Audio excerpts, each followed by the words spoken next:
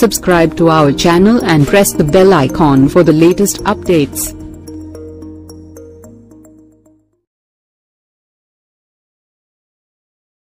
తిరిగిరాని లోకాలకు త్రివిక్రమ్ స్ఫూర్తి. ప్రముఖ నవల రచయిత్రి అంటే 1980కి ముందు పుట్టిన వారికి ఓకే, కానీ ఆ తర్వాత పుట్టిన వారైతే ఎవరంటూ కనుబొమ్మలు ఎగరేస్తారు. మళ్ళీ వారినే ఆ సినిమా ఒరిజినల్ కథ రాసిన రచయిత్రి అంటే అవునవును విన్నామంటారు. అయితే ఈ ఇద్దరు ఒకరే. వారే ప్రముఖ నవల రచయిత్రి ఎద్దనపూడి సులోచనారాణి. 60-70 ఏళ్ల సెలబ్రిటీలు ఎవరంటే సినిమా వాళ్ళు, రచయితలు, కవులే ఉండేవారు. వారిలోనూ ప్రముఖులుగా కీర్తి ప్రతిష్టలు అందుకోవటం అంత తేలికైన విషయం కాదు. కానీ ఆ రోజుల్లోనే ఒక మహిళ నవలా రచయిత్రిగా పేరు ప్రఖ్యాతుల్ని సొంతం చేసుకోవటం, తాను రాసిన నవలన్నీ సినిమాలుగా వరుసపెట్టి తీసేలా ప్రభావితం చేయగలిగిన నవలా రచయిత్రి ఎద్దనపూడి సులోచనారాణిగా చెప్పాలి. ప్రఖ్యాత దర్శకుడు త్రివిక్రమ్ శ్రీనివాస్కు స్ఫూర్తిగా హీరోయిన్ను ఆవిష్కరించే తీరుతో పాటు కథను చెప్పే అంశానికి సంబంధించి ఎద్దనపూడి తన స్ఫూర్తిగా త్రివిక్రమ్ చెబుతుంటాడు.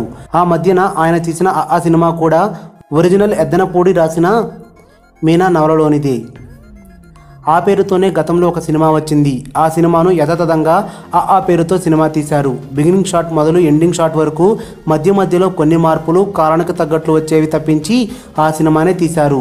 ఎంత చేసినా త్రివిక్రమ్ కథ అన్న దగ్గర ఎద్దనపూడి పేరు వేయకపోవటం, ఇది కాస్త రచ్చకోవటం, ఈ ఉదంతంపై ఎద్దనపూడి ఫీల్ కావటం జరిగిందని చెబుతుంటారు. సాంకేతిక కారణాల వల్ల పేరు వేయలేకపోయామంటూ త్రివిక్రమ్ సర్ది చెప్పుకున్నారు. ఇక ఆ విషయాన్ని పక్కన పెడితే తెలుగు నవలా ప్రపంచంలో ఎద్దనపూడి సులోచనారాణిది కాస్త భిన్నమైన శైలి. రచయితగా ఆమెకున్న పేరు ప్రఖ్యాతులకు భిన్నంగా ఆమె తీరు ఉండేది. మిగిలిన సాహితీవేత్తలు మాదిరి కాకుండా తనదైన ప్రపంచంలో ఆమె ఉండేవారు. అందులోనూ బయట వారికి రానిచ్చేవారు కాదు.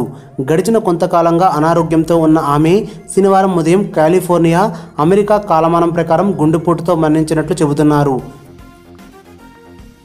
కుపట్టినో పట్టణంలో ఆమె తుదిశ్వాస విడిచారు.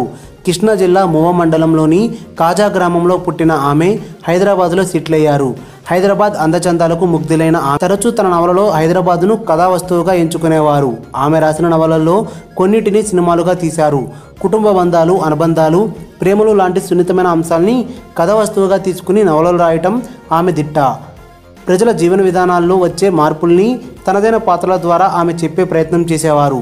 భార్యాభర్తల మధ్య అనుబంధం, వారి మధ్య ప్రేమలు, మధ్యతరగతి అమ్మాయిల వ్యక్తిత్వం, ఆత్మవిశ్వాసం, హుందాతనం, మాటకారితనం లాంటివి ఎద్దనపూడి వారి రచనల్లో కొట్టొచ్చినట్లు కనిపిస్తుంటాయి. ఆమె రాసిన నవలలు ఎన్నో ఫేమస్. 60-70లోని వారికి సుపరిచితమైన ఎద్దనపూడి మరణం తెలుగు నవలా ప్రపంచానికి తీరని లోటని చెప్పక తప్పదు. మీరేమంటారు? మీ కామెంట్స్ కింది సెక్షన్లో ఇవ్వండి. ఈ వీడియో గనుక మీకు నచ్చినట్టయితే లైక్ చేయండి, షేర్ చేయండి, సబ్స్క్రైబ్ చేసుకోండి.